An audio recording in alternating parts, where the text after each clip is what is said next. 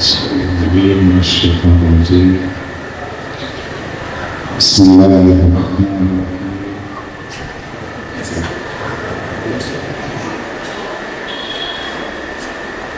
الله نور السماوات والأرض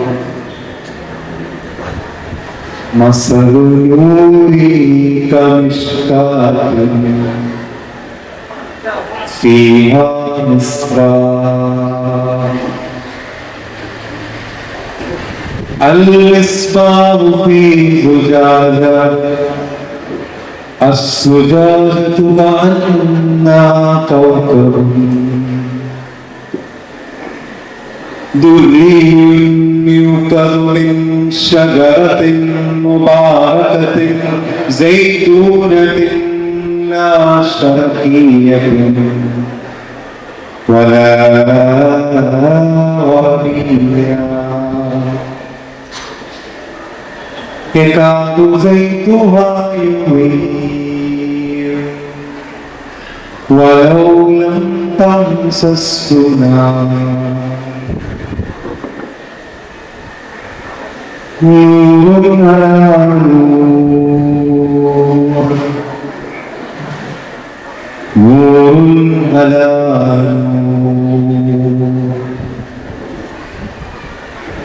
نور على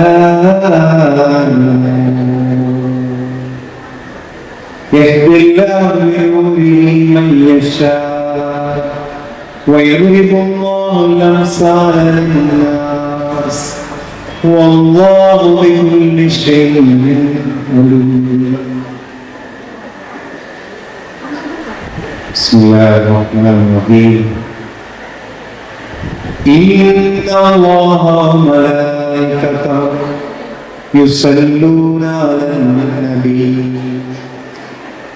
يا أيها الذين آمنوا صلوا عليه وسلموا تسليما وبحق صلى الله عليك يا محمد صلى الله عليه وسلم. ഏറെ സ്നേഹാദരവ് നിറഞ്ഞ ഈ ഉമ്മത്തിന്റെ വെളിച്ചം മന്നാനിയ സ്ഥാപനങ്ങളുടെ ശ്വാസം അഭിനന്ദനായ ഗുരുവര്യൻ ശ്രീ കടക്കൽ അബ്ദുൽ അസീസ് മൗലവി അവர்கள், ഈ യോഗത്തിന്റെ അധ്യക്ഷൻ സ്വഭാവം കൊണ്ടും തന്റെ പണ്ഡിതോചിതമായ ഇടപെടൽ കൊണ്ട് ഉമ്മത്തിനെ ഏറ്റവും മികച്ച രീതിയിൽ എങ്ങനെ വാർത്തെടുക്കണമെന്ന് തന്നെ ആ ബാങ്കിലേക്ക് വളരെയധികം നന്നായി ശ്രദ്ധിക്കേണ്ടത്.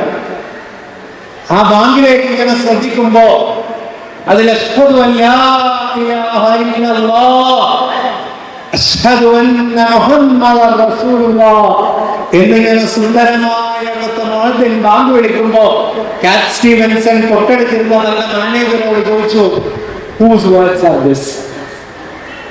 ഇതാരുടെ വാക്കുകളാണ്? ഇതെന്താണിത്?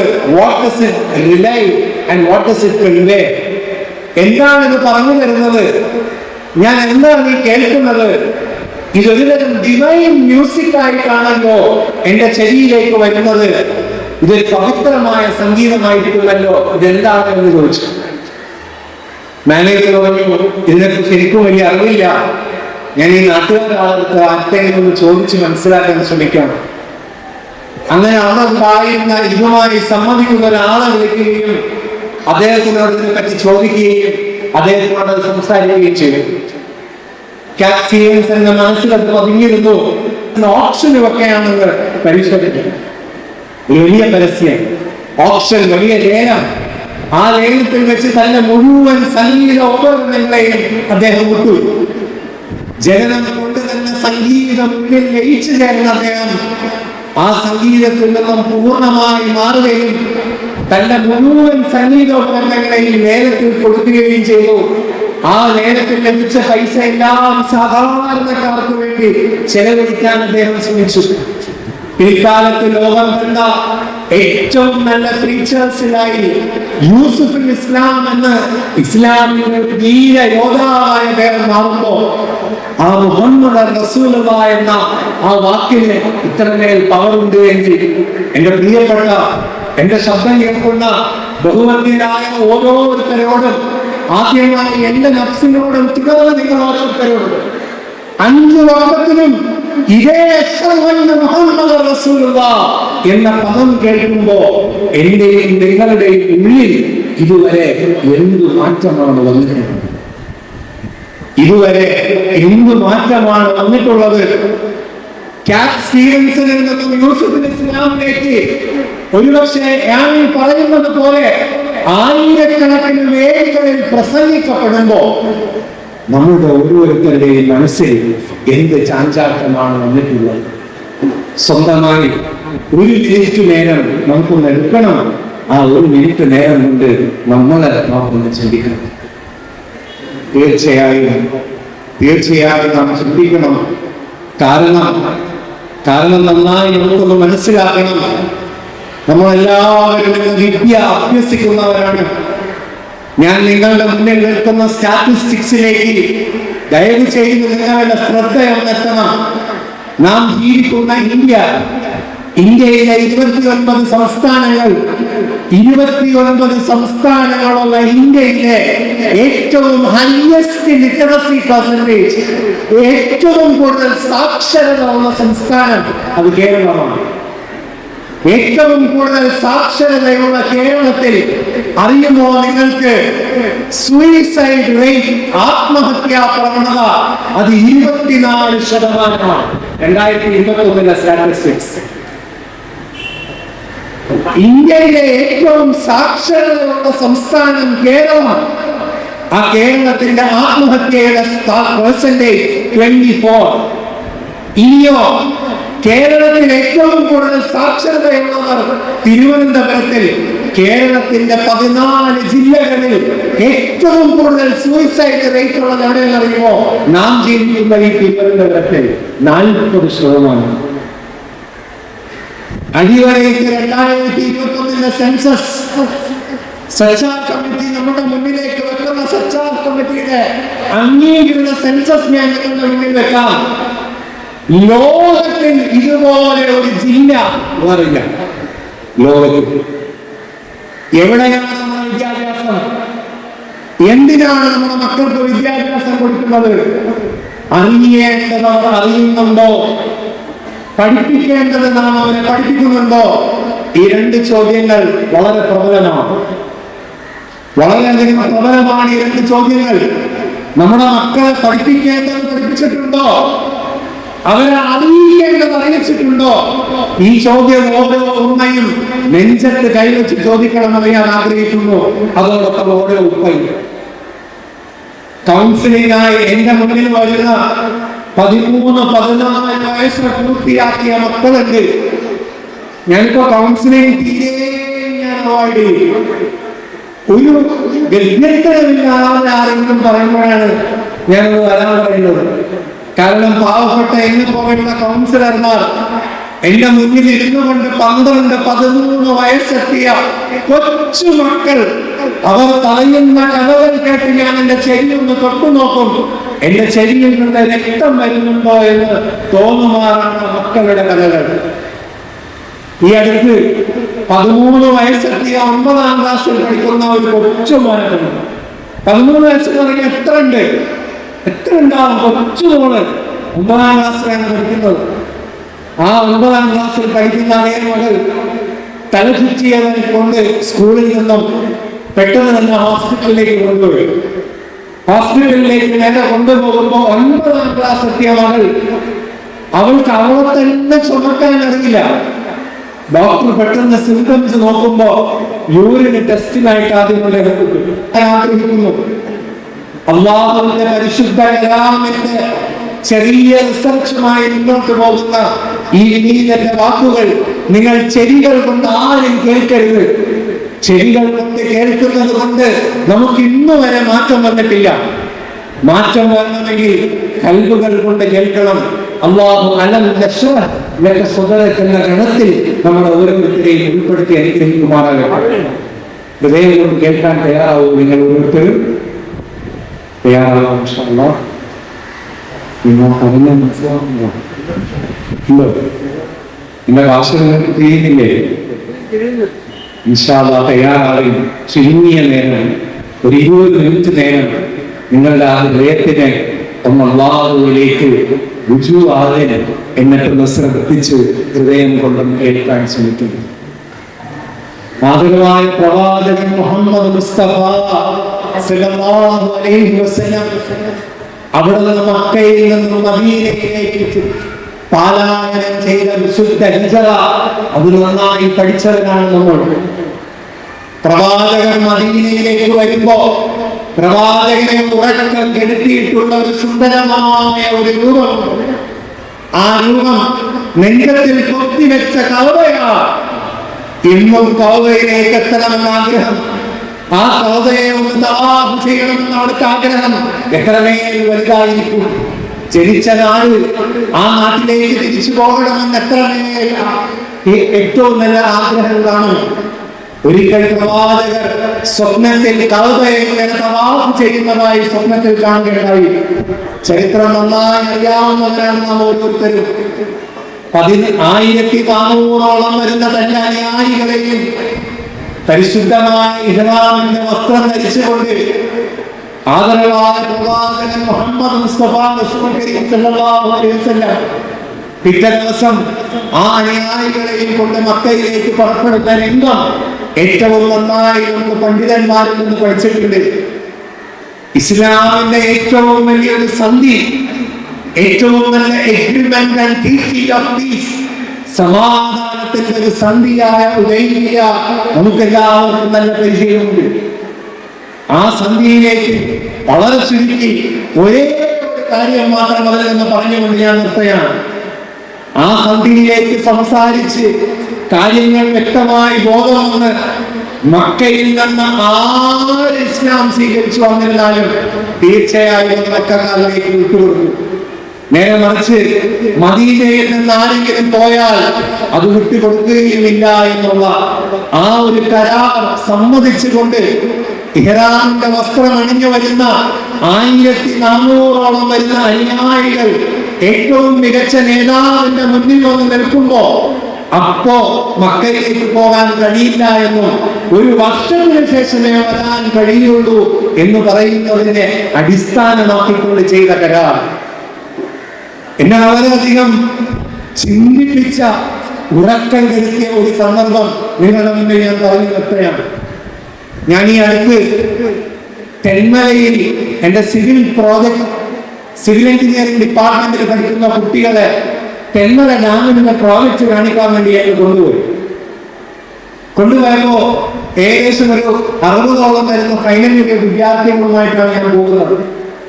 60 വിദ്യാർത്ഥികൾ മാത്രമേ ഉള്ളൂ. ഞാനുകൊണ്ട് ഞങ്ങളുടെ 4 അധ്യാപകരുണ്ട്. പക്ഷെ അന്ന് അവിടെ പോകുമ്പോ തെന്മല എക്കോ ടൂറിസം ഞങ്ങൾ അകത്ത് കയറ്റുന്നില്ല.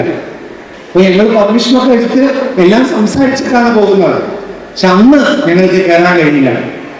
സ്വാഭാവികമായും എൻ്റെ ഉള്ളിൽ ഈ 50 മക്കളോട് ഞാൻ ഉത്തരം പറയണം. എൻ്റെ ഉള്ളിൽ വല്ലാത്തൊരു ഗ്രഡ്ജ് ഫീലിംഗ് വന്നു. ഞാൻ അവിടെ നിന്ന് വിളിക്കേണ്ടവരൊക്കെ വിളിക്കുന്ന എട്ടുപൊട്ടും തിരിയാത്ത ഏറ്റവും നല്ലൊരു ഉമ്മയ്ക്കും മുപ്പയ്ക്കും പിറന്ന ഒരു സാധാരണ വീട്ടിലെ ഒരു മുസ്ലിം മോൾ, അവൾ സ്കൂളിലെ തലകളൊക്കെ കൊണ്ട് തൊട്ടടുത്ത ഹോസ്പിറ്റലിൽ പോയപ്പോ 9ാം ക്ലാസ്സിൽ പഠിക്കുന്ന ആ കൊച്ചുമോൾക്ക് ഉദരത്തിൽ ഒരു കുഞ്ഞു ശിശു വളരാൻ ആരാണ് ഉത്തരവാദി? 12ാം ക്ലാസ്സിൽ പഠിക്കുന്ന അതേ സ്കൂളിലുള്ള ഒരു ചെറുപ്പക്കാരൻ. എന്റെ പ്രിയപ്പെട്ട ഉമ്മമാരെ, ഞാൻ ഈ കഥ പറയുന്നത് അമേരിക്കയല്ല, റഷ്യയല്ല, യുണൈറ്റഡ് കിങ്ഡം അല്ല. നാം ജീവിക്കുന്ന നമ്മുടെ മക്കൾ പഠിക്കുന്ന കൊച്ചു കേരളത്തിലാണ്.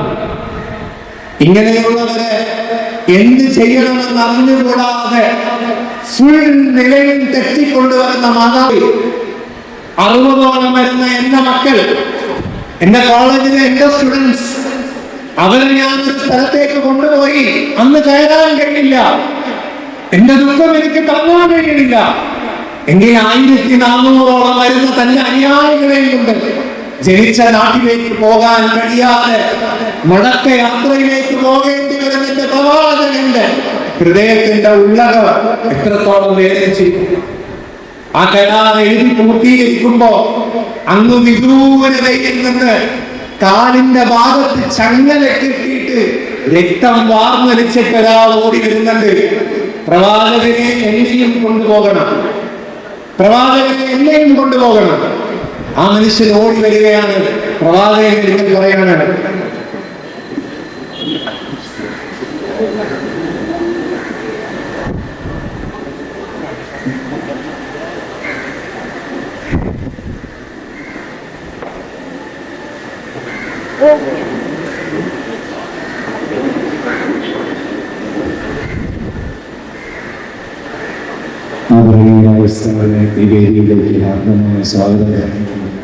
തുടരുകയാണ്. പ്രിയപ്പെട്ട മുസ്ലിമീങ്ങളെ, പ്രവാചകനെ ആ സന്ധിയിലെ കരാർ അത് എഴുതി പൂർത്തിയാക്കി ഒപ്പുവെച്ചില്ല.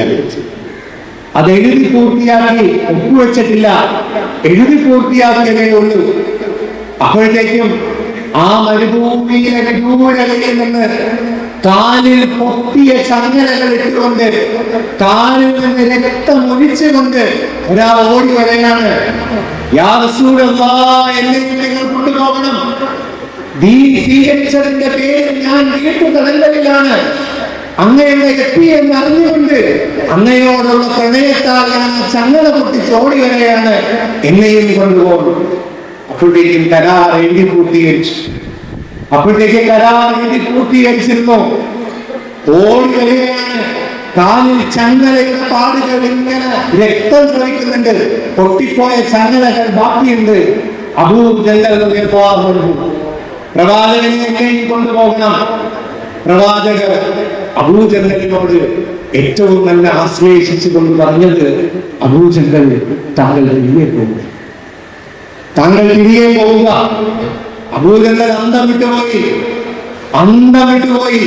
പ്രവാചകനെയും മുസ്ലിമീങ്ങളുടെ ഇടയിൽ എന്നെ ഇനിയും തള്ളിവിടെയാണോ?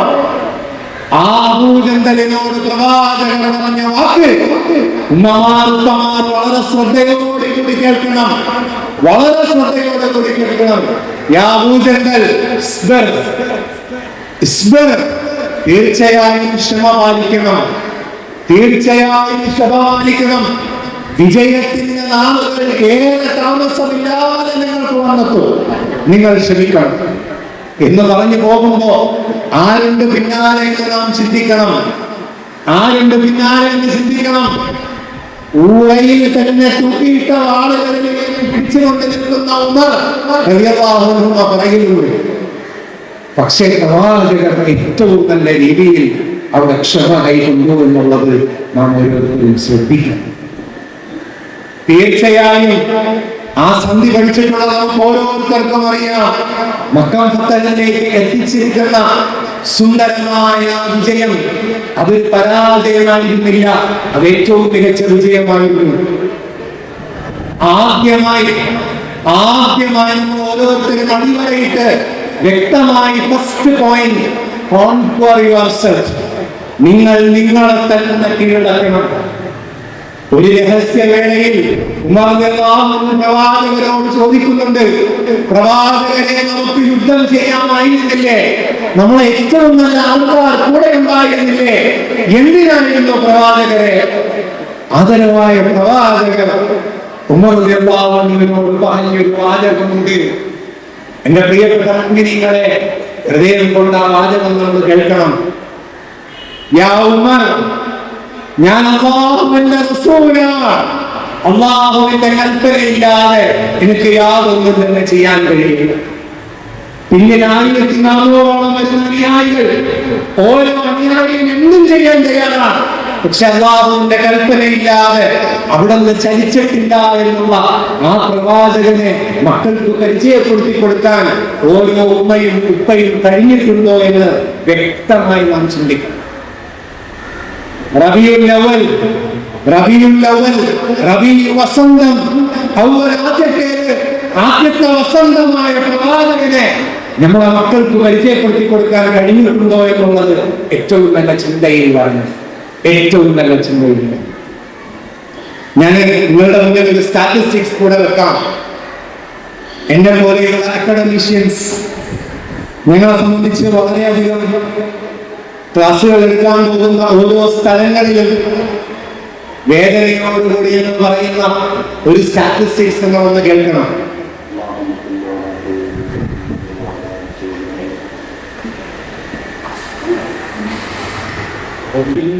ഭാര്യയെ നോക്കിയിട്ട് നിന്റെ പായസത്തിന് നല്ല രുചി ഉണ്ടായിരുന്നു എന്ന് പറയാൻ വേണ്ടി നോക്കി, പക്ഷെ അവരെ കാണാനില്ല. കുറ്റബോധത്താൽ അദ്ദേഹം ഇറങ്ങി ഓടി ഫ്ലാറ്റിലെ ലിഫ്റ്റിലൂടെ താഴെ വന്നു. കാറെടുത്ത് നേരെ പള്ളിക്കാട്ടിലേക്ക് പോയി. എന്നിട്ട് കബറിസ്ഥാൻ അരിക്കൽ നിന്ന് പറഞ്ഞു അത്രേ, നിന്റെ പായസത്തിന് നല്ല രുചി ഉണ്ടായിരുന്നു. കാര്യമുണ്ടോ? തീർച്ചയായും മക്കളെ നന്ദിയുള്ളവരാകാൻ പഠിപ്പിക്കണം. ആ നന്ദി ഓരോ സദസ്സിനും ഉണ്ടാകാൻ പഠിപ്പിക്കണം. പഠിപ്പിച്ച ഗുരുനാഥന്മാരോട്, എല്ലാവരോടും. അങ്ങനെ നമ്മുടെ മക്കൾ മൂല്യമുള്ളവരായി തീരട്ടെ. അങ്ങനെ ഈ ഉമ്മത്തിന് ഉപകാരപ്പെടുന്ന പരിശുദ്ധ ഖുർആൻ അല്ലാഹുവിന്റെ കലാം പറഞ്ഞ ഖുർറത്ത് അയ്യുനിൻ, ആനന്ദത്തിന്റെ കണ്ണുനീരാക്കി അല്ലാഹു നമ്മുടെ മക്കളെ മാറ്റി തരുമാറാകട്ടെ. തീർച്ചയായും അല്പനേരം സംസാരിക്കാൻ എന്നെ ഇവിടെ ക്ഷണിച്ച ഈ പരിപാടിയുടെ സംഘാടകരോടും ബഹുമാനീയരായ ഗുരുക്കന്മാരോടും ഈ വേദിയിലിരിക്കുന്ന ഓരോ ഉസ്താദുമാരോടും എന്റെ ശബ്ദം ശ്രമിച്ച ഉമ്മമാർ, ഉപ്പമാർ, നിങ്ങൾക്ക് ഓരോരുത്തർക്കും അല്ലാഹു ഈ ലോകത്തിൽ വിജയിച്ചവരുടെ കൂട്ടത്തിൽ, നമ്മളെ വിജയിച്ചവരുടെ കൂട്ടത്തിൽ തന്നെ ഉൾപ്പെടുത്തി അനുഗ്രഹിക്കുമാറാകട്ടെ എന്ന് ദുആ ചെയ്തുകൊണ്ട് ഹൃദയത്തിന്റെ അടിത്തട്ടിൽ നിന്നും നന്ദി രേഖപ്പെടുത്തിക്കൊണ്ട് ഞാൻ നിർത്തുന്നു. അസ്സലാമു അലൈക്കും വറഹ്മത്തുള്ളാഹി.